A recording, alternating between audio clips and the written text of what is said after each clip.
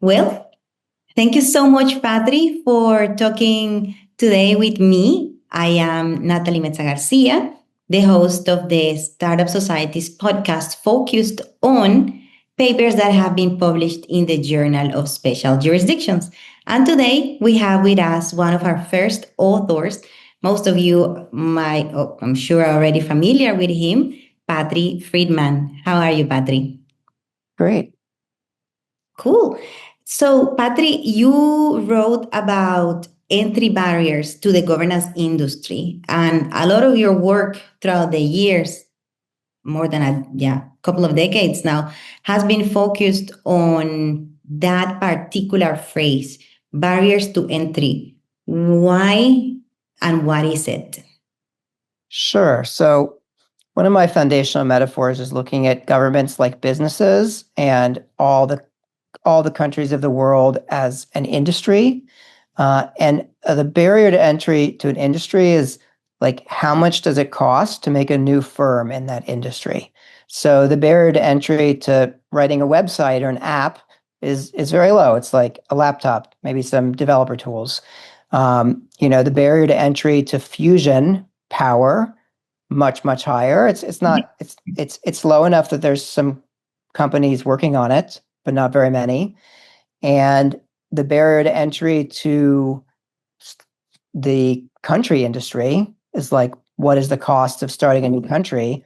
It's like, not only is it incredibly high, it's like kind of undefined. There's like not clear processes. So we have clear processes for things like special jurisdictions, but not for starting new countries. And barriers to entry are really important for a couple of things. One is innovation, and another is breaking cartels, as Brad and I discussed in the paper.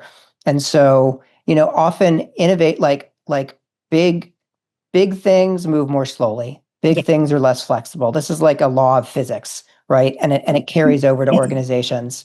Um, and so the large firms in every industry, including governance, are often really bad at inventing new things. Like they're kind of optimized to create value in a certain way and scale it up. And they're actually much worse at discovery, at finding, new ways to make value.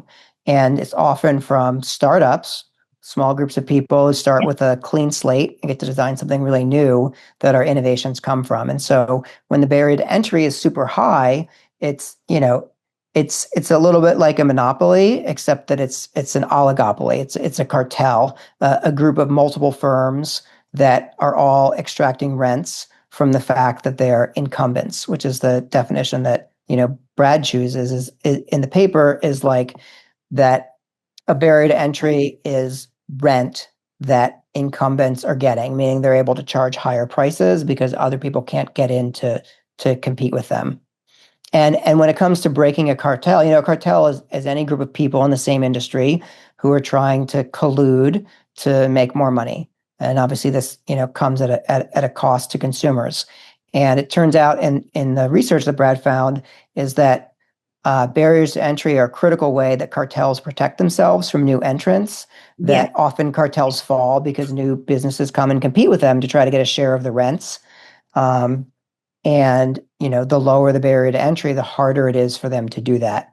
And, people often aren't used to thinking of governments as businesses or as a cartel. But if you look at something like tax harmonization, in the EU or the OECD, you literally have large groups of countries saying you can't charge a lower price, right? Because taxes are the price you pay in return for your government services and infrastructure. And when a bunch of offerers of a service are like, no, you can't charge less.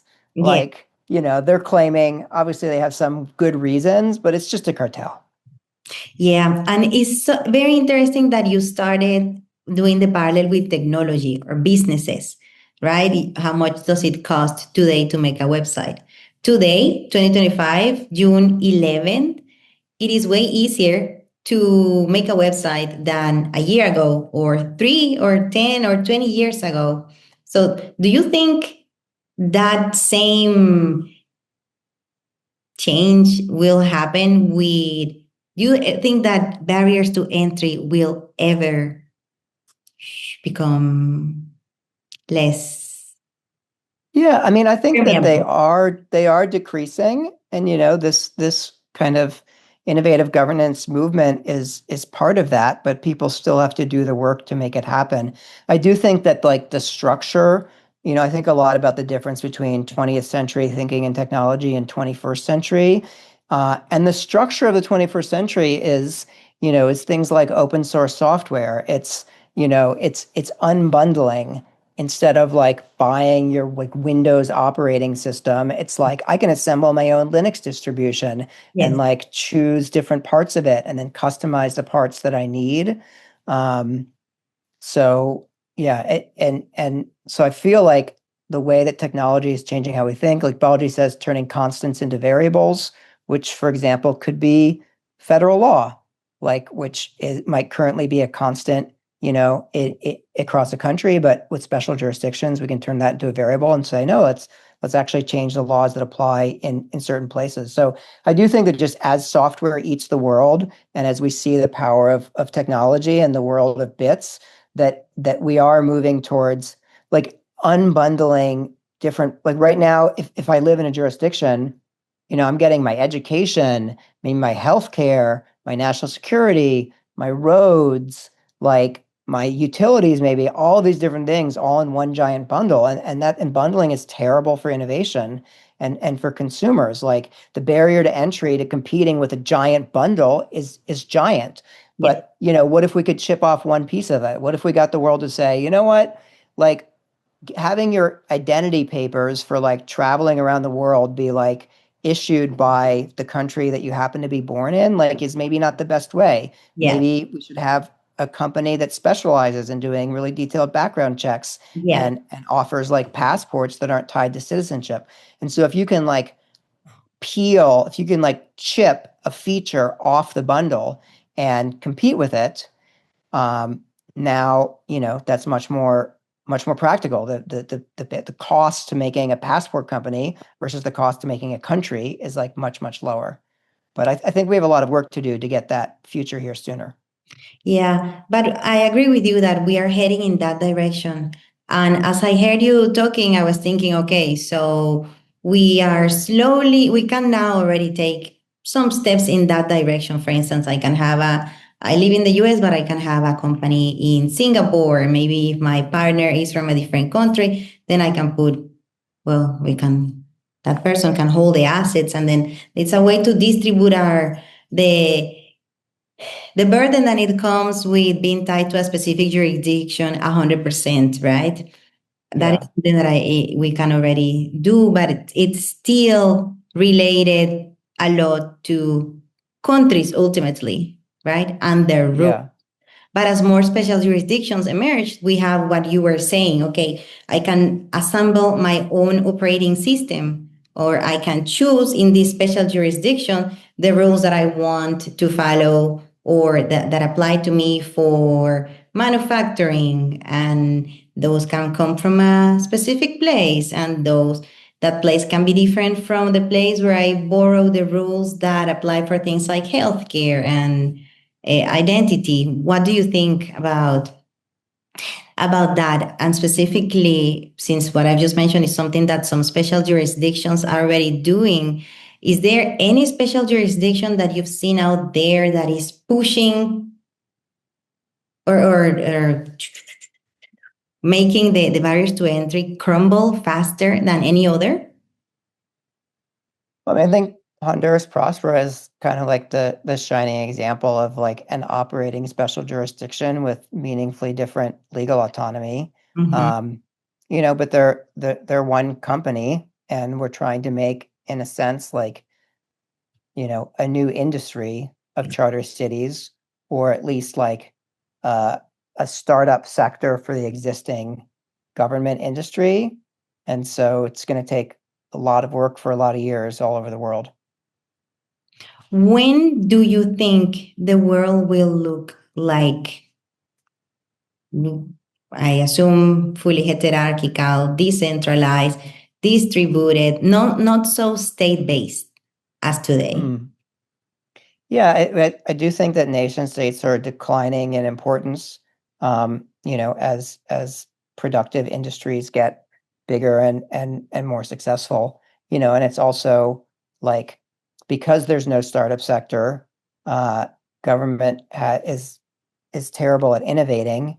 And so as the years go by, like age is a real thing for institutions. Yeah. Um, Yeah. they age just like bodies do. Yes. And I think the governing industry is just like doing it's essential, but doing like a terrible job for like longer and longer, then naturally it loses like power and resources. Like the nation state it's going to be part of the 21st century for sure, but it also seems extremely unlikely that it will be as big as it was in the 20th century.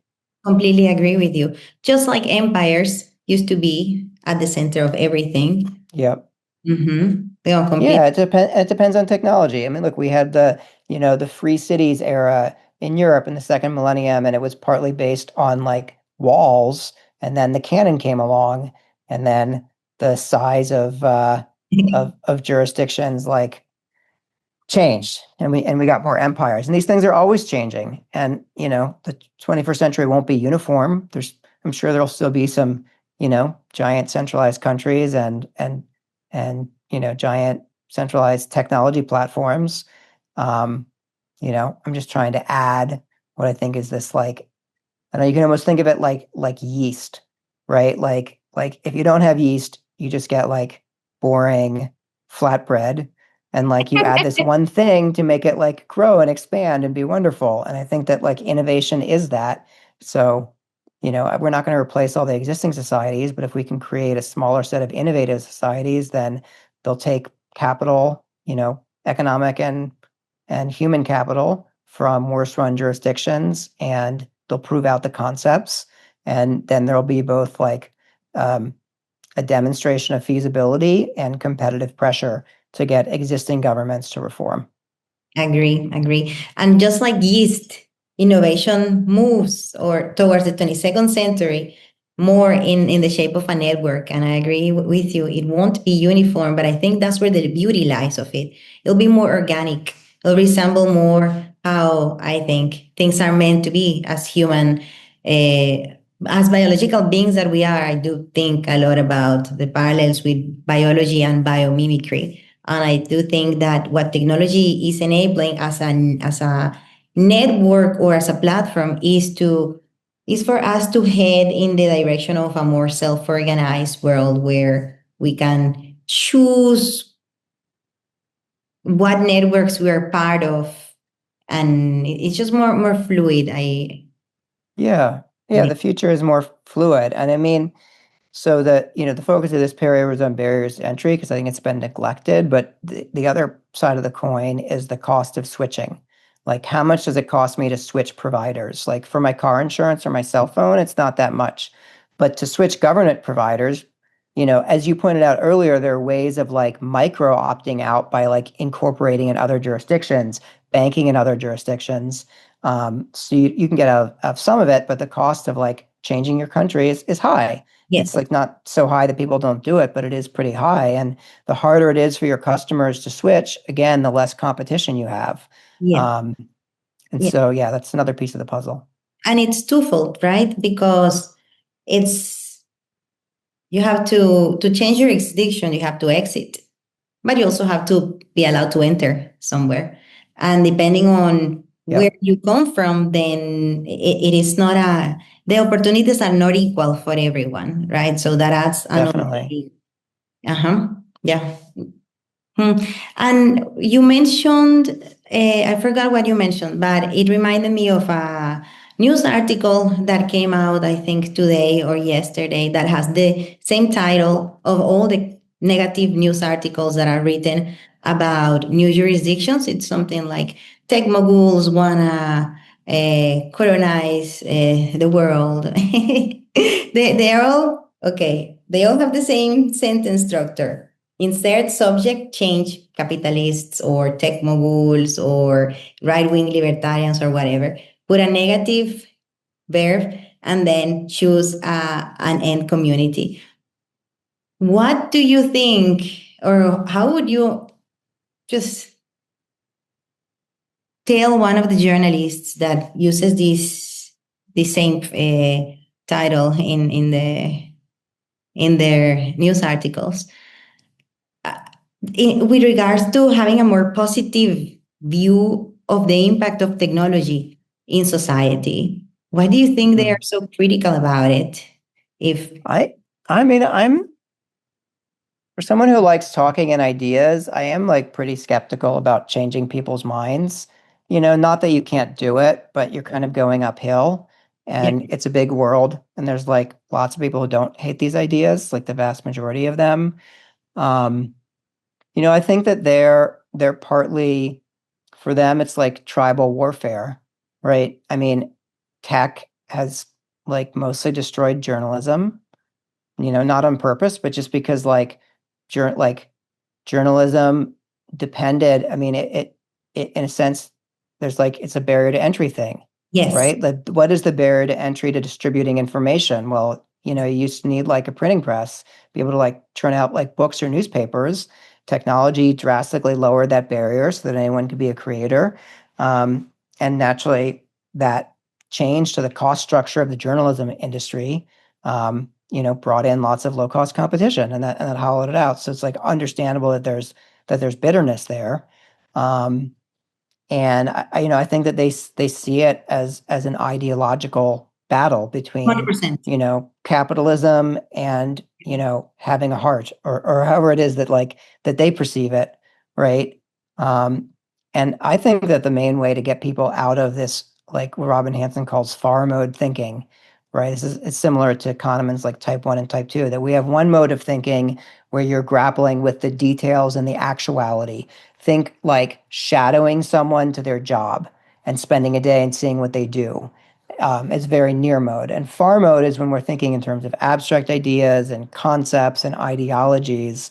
It's the way that we look at things that are like far away in space or time.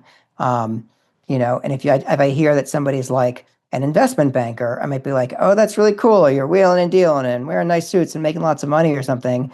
And that's far mode thinking, right? I don't know what their actual day is like. I don't know, what it's actually like. Maybe they're like working 90 hours a week and drinking like a shit ton of caffeine and then taking like sleeping pills. 'Cause that's what it takes to get them through. And I look at it, I'm like, holy shit, this is like suicide. It's not for me. Or Um, maybe they are building a hostel in Costa Rica. Maybe, right? It could be anything. But ultimately, I think what we need to do is build these things and then have people visit them. And like that's the real solution, is to shift people from like far mode to near mode and get them to engage with like, just come, just talk to the people, just see if their lives are better. Talk to anyone on the street, talk to any employee, right? Like, and I think that's what can change minds. And until we have that, which we sort of do in Prosper now, but it's quite small. And I think some of the projects in Africa, for example, will be able to provide a lot more jobs a lot more quickly because it's a less developed region. Um, And more people as opposed to an yeah, yeah. yeah, and more people. And so the physical dimension of new jurisdictions continues to be for you at the center of, Hmm. and I want you to talk about how about your concept of dynamic geography, right? That is territorial based, and how that if has shifted in your mind now that technology plays a bigger role from Mm. when you started writing about it a couple of decades ago. Yeah, I mean, the way I think of so dynamic geography is the idea that if we build things in modular, rearrangeable ways, as floating cities or space colonies can be, where you could actually, instead of voting with your wallet, which is like where do you spend your money, where do you bank, or voting with your feet, like where do you live, you could vote with your building or your city block, or your housing development, where like a cruise ship is as big as a skyscraper and it moves around all the time. And so a floating city, you could secede from a floating city and actually like take your territory with you. Um, and what's cool is that in space, the cost of physically rearranging things is even lower. And so like dynamic geography is just like it's used like some on the oceans, but in space, it's just a feature of the medium, right? It's just constant that you can like tow asteroids and shit. Um, but how I think of it now is sort of like like the ocean is really difficult and expensive, and this is why I focus on working on charter cities on land now, because even though there's downsides, like a given project is within one country, right? And you need ways of protecting your deal there and your property rights. um, but it's just so much easier to be close to existing people and infrastructure and to be able to build on land and not deal with waves that that's all of my focus. And I sort of think of the dynamic geography as like, well, there's these significant downsides to building on the ocean, but there's upsides too. Like you're not taking existing land away from other people, even if it's consensual, even if their elected officials, agree to make you a land grant, or even, I mean, in Honduras, Prospera like bought a resort on the private market, Yeah. right?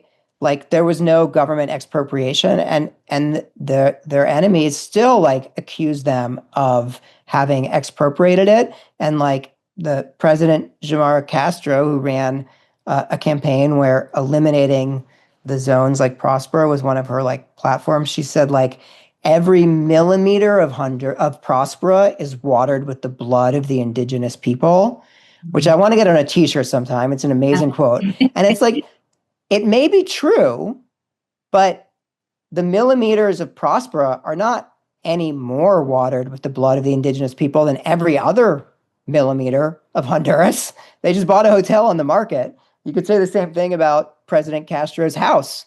I'm sure that was the land it was on was just as much or more watered with the blood of the indigenous people. And so, yeah, it's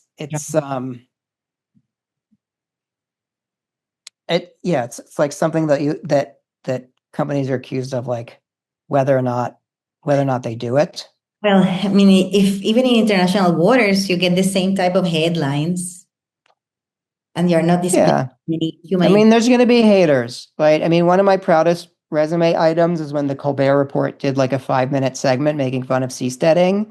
Um, and if you're doing big things, if you're changing the structure of the world, then people are going to notice, and people who, predict bad things or who like the current like industry leaders that you're competing with, like are naturally going to feel threatened, right? I mean, you're playing the big game.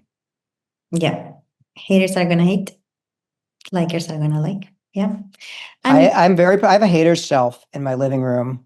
Um, you what? Sorry. I have a bookshelf in my living room, and I have like a haters section. It's like a third of one of the shelves. It's actually one. What here's a fun thing is I have an entire shelf of like escapist utopian fiction, Nice. things like Atlas Shrugged, um, and and the shelf, it's the whole right third of the shelf is all like fiction that was created like based on my ideas. Like mostly it's like seasteading fiction, Oh, but it's and the quality, like it's mostly like self-published. The quality is not good, but there's actually people have written more like seasteading fiction than they've written like hater books. Like I have several hater books, but like I have like 3 times as much like self-published seasteading utopian fiction as there are haters. So that's cool. It is a maybe really people aren't so bad. Hmm? it is a really cool topic. So yeah, it opens a lot of doors for the imagination. I'm glad that Charter City is getting so much hate. I mean, one of seasteading was incredible at getting the idea out there, getting millions of people thinking about starting new societies, like wondering why we can't have startup countries. It was incredible as a meme. And Charter Cities is like much more real, right? Like I had gene therapy in Prospera. I have like a chip in my hand that I got in Oh, Prospera. Like it's much more real, but it doesn't have like pirates and Kraken and like Water World and like all of this whatever. great meme stuff. So like Yeah. it hasn't gotten as much press coverage. And like now it's getting a lot of like this. I get so many more media requests this year. It's getting a lot of press coverage. So, I mean, sure, some of them are haters, but whatever. Yeah. I remember you Don't had be an entrepreneur if you can't take haters. exactly. Yeah. Yeah. Yeah. No, in fact, take it as a compliment also, right? Because Yeah, then absolutely. if you're doing something and people are noticing, yeah, if you have haters, I think you're doing something a bit right. There's a movie that I haven't seen it yet. I heard it's really bad, but there's a movie that just came out called Mountainhead from HBO, Okay. and it's a satire of Silicon Valley. It's like just like pure hate for like, Oh. like my tribe. It's like 4 billion Silicon Valley billionaires like on a like a mountain mansion, and like one of them releases software. One of them, maybe he's like the Elon person, he releases software that makes it easy for anybody to make an AI deepfake video of like anybody else doing anything. And then people just start making all these deep fakes, and the world like descends into like chaos and anarchy while they're like laughing it up and talking about how it's time to roll out crypto network states and like start like taking Oh, over other countries. really? So even though it's pure spite, um, but Then, it's like Steve Carell. oh, Like, I don't wow. care how bad the movie is. I'm ready to see Steve Carell. I'm ready to have like a drinking game where like when Steve Carell talks about rolling out crypto network states, we all like drink. Wow. So I just think it'll be fun, even though it's like pure spite. Yeah, I You got to love go into it that. knowing that like they hate us and what we represent, and they think that we're evil, and like they're going to make a deeply uncharitable interpretation of people's ideas. Like, sure. Yeah, well, probably still Carell likes it, though. I'm sure he enjoyed the role. Yeah. So mountain what? Mountainhead. Head. Okay. Just warning, I heard it's like bad, but so watch it to like laugh at people hating you That's fine. and to hear Steve Carell pitch network states. Wow, but they even mentioned network states, like Mm-hmm. the word. It comes. Crypto network states. We're going to put our intellectual and financial capital behind an incremental rollout of crypto network states. That is the quote. Okay, that's good. Yeah, That's I think really so, good. I like it. It means it's getting out there. for But sure. going back to the topic of territory, network states, at least not in their final stage, but in their in progress phase, they are not It's attached. still very early. They haven't really figured out how to translate the big vision into like products that you can build now. But it's young. It's a new field. A lot of people working on it. Yes. Yeah. So what are your, and this will be my final question. Since it's not territory based in its in progress phase, what do you see for the future of network states in this uh, in the path towards reducing the barriers of entry? Yeah, I mean, my vision of the network states is like a little bit different than biology. It gets back to what I was saying earlier about unbundling. Is I think of the network state like project as being to replace like the 20th century parts of our civilizational OS, like the nation state, with new 21st century versions. And this needs to be done through unbundling. Like the barrier to entry is just too high. So what I'm excited about for network states is, I don't know, there's communities that move every 3 months around the world, and they have teachers follow them so they can have families, things like that, or a passport, like a non-territorial passport that's accepted, like any of the things that that governments are doing today and doing badly that you could like make into a different like make a private decentralized like internet first version of. And so eventually we want to I the goal maybe is to live in like a full network state where the entire stack, where your finance system and your education and your healthcare and your governance and everything has all been like ruthlessly modernized, is kind of the goal. And we get there by modernizing like more and more pieces of the stack, Hmm? until somebody can put together like, you know, a, a country that's like only for modern components. I would love that. Yeah. Yeah, me too. That's a great phrase to close, Patty. Thank you so much for talking to me and sharing with our listeners your thoughts and ideas. Of course, yeah. Journal of Special Jurisdictions has a special place in my heart. I was one of the people who suggested doing it, and I'm so glad that you and others have done all the hard work necessary to make it happen. So thank you. No, it's my pleasure. We're going to the sixth issue now. Six Amazing. consecutive years, decentralizing academia. Cool. Disrupting. Thank you, Patri, so much. All right. Thanks for having me. Have a great day, Natalie. Yep. Bye. Bye.